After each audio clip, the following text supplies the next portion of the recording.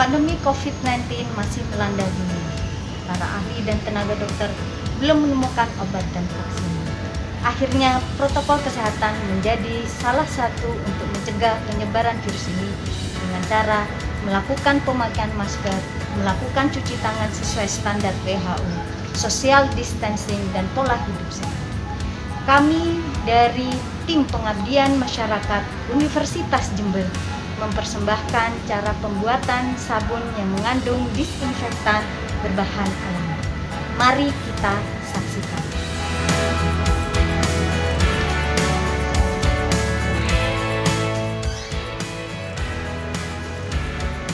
Assalamualaikum warahmatullahi wabarakatuh.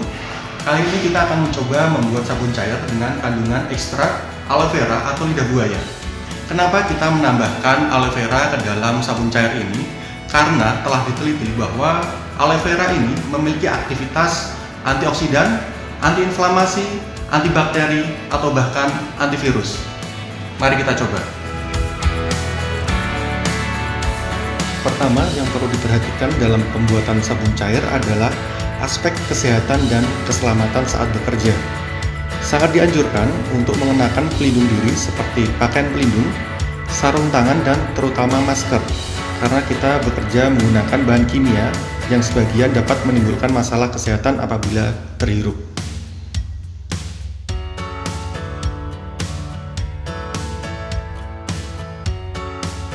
Sekarang kita akan membuat sabun cair sebanyak 1 liter dengan kandungan ekstrak aloe vera sebesar 20%. Langkah pertama yang kita lakukan adalah menimbang sodium lauryl sulfat sebanyak 50 gram. Fungsi sebagai surfaktan yang akan membersihkan kotoran serta mengangkat lemak. Setelah kita timbang, kita masukkan ke dalam wadah di mana tempat kita mengaduk bahan sabunnya nanti. Berikutnya kita menimbang sodium sulfat. Sama, yaitu sebanyak 50 gram. Baik, langkah selanjutnya kita masukkan aquades atau air suling secukupnya untuk membasahi sodium lauryl sulfat. Sedikit saja cukup untuk membasahi. Kita aduk hingga merata atau homogen. Oke, berikutnya kita tambahkan bahan yang sudah kita timbang tadi, sodium sulfat, ke dalam bahan ini.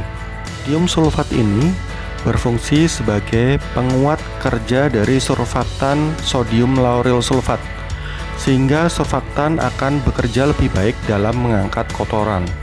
Setelah kita masukkan, kembali kita tambahkan sedikit air untuk membasahi. Berikutnya kembali kita aduk. Pada langkah ini akan terasa mengental bahan-bahannya ketika diaduk.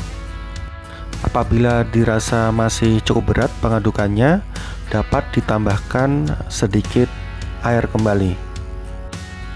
Oke, berikutnya kita timbang asam sitrat sebanyak 10 gram. Lalu kita tambahkan ke dalam campuran yang sudah dibuat tadi. Asam sitrat ini dapat berfungsi sebagai pengangkat lemak dalam formula sabun ini. Baik, setelah tercampur merata, kita timbang sebanyak 1 gram sodium EDTA ini. Baik, sudah 1 gram kita masukkan. Oke, kita aduk hingga merata. Oke, setelah diaduk akan timbul buih atau busa. Tidak masalah, nanti setelah kita tunggu busanya akan hilang.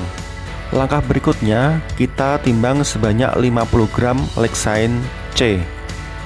Lexane C ini berfungsi sebagai pembentuk sabun dan juga penguat busa. Lexane C ini juga dapat mencegah adanya iritasi ketika kita akan memakai sabun tersebut. Baik, langkah berikutnya adalah kita tambahkan 50 ml propilen glikol.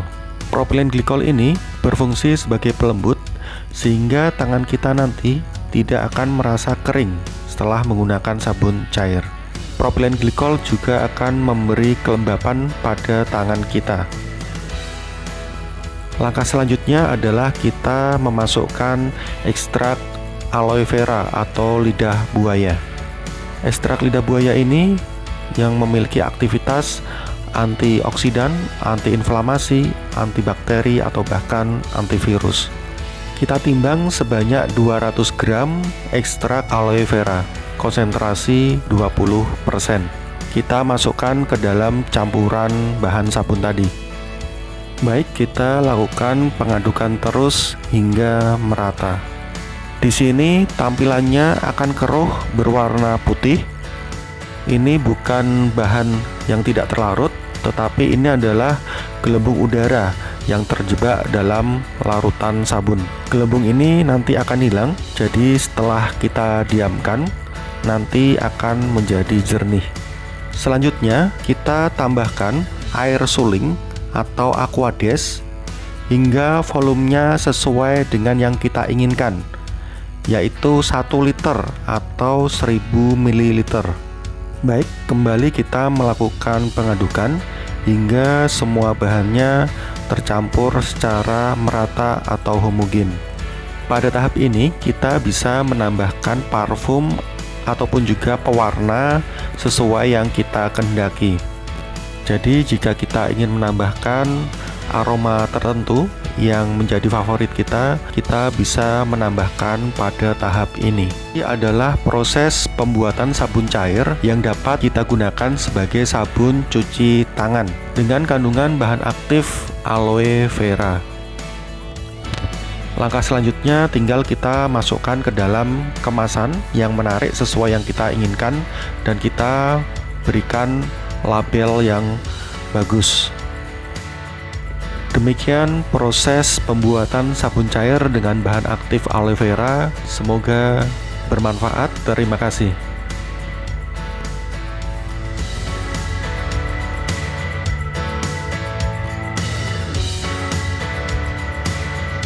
Adik-adik santri yang kami sayangi, berikut akan saya contohkan 6 langkah cara mencuci tangan menurut Badan Kesehatan Dunia.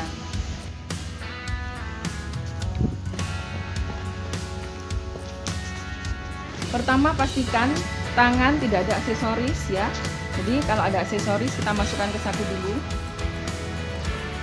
Nyalakan keran. Kita harus mencuci tangan di air mengalir. Ambil sabun. Posisi tangan seperti ini biar sabunnya tidak tumpah. Kita gosok pelan-pelan. Langkah pertama menurut Badan Kesehatan Dunia, gosok tangan kiri dengan tangan kanan. Demikian juga sebaliknya. Masukkan ke sela-sela jari untuk langkah kedua, bergantian. Langkah ketiga, ujung jari seperti ini gerakannya, diputar-putar bergantian juga. Langkah keempat, gerakan mengunci tapi digosok pelan-pelan. Langkah kelima, ibu jari kita yang dibersihkan. Langkah keenam, usap seluruh telapak tangan bergantian seperti ini. Waktu yang dibutuhkan sebaiknya minimal 20 detik untuk membunuh kuman yang ada di tangan. Kita cuci sampai bersih tangan kita.